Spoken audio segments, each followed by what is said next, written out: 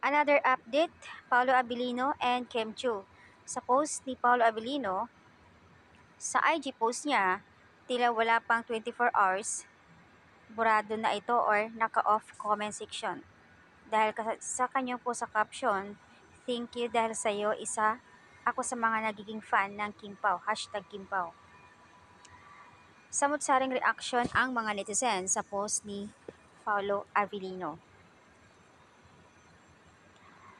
Na turn off comment, kung naiintindihan mo yun, alam mo na kung bakit, and you are intelligent. Maraming mga hanash na nagbigay komento doon sa post. Sa totoo lang dapat kasama doon si GM, kung sa Kim Pao naman talaga kung salin lang, pero kinakrap. First grieving, na walang space sa kanya yung mga hanash ng iba. Napapansin ko rin kasi yung iba tahol ng tahol ayon dito. And baka may naghanap asaan si Lodi nila. Knows niya kasi na may mga art naman dahil sa last picture.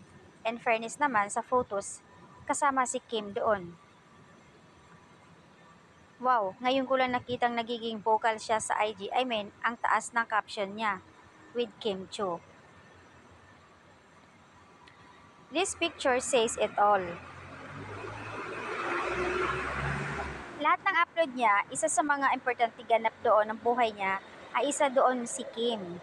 It's not about Lin lang kasi if it's about the show, nandyan dapat si JM pero wala. Sabi nila baka kinakrap. Dapat, but the choose to upload yung crap na andoon si Kim talaga. So ended.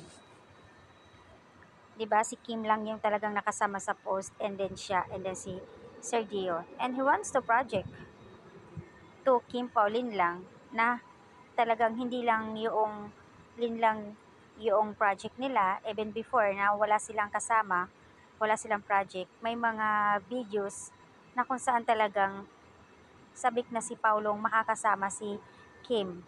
Sa mga videos makikita na laging nakasilip si Paulo, laging nakatingin kay Kim Chiu.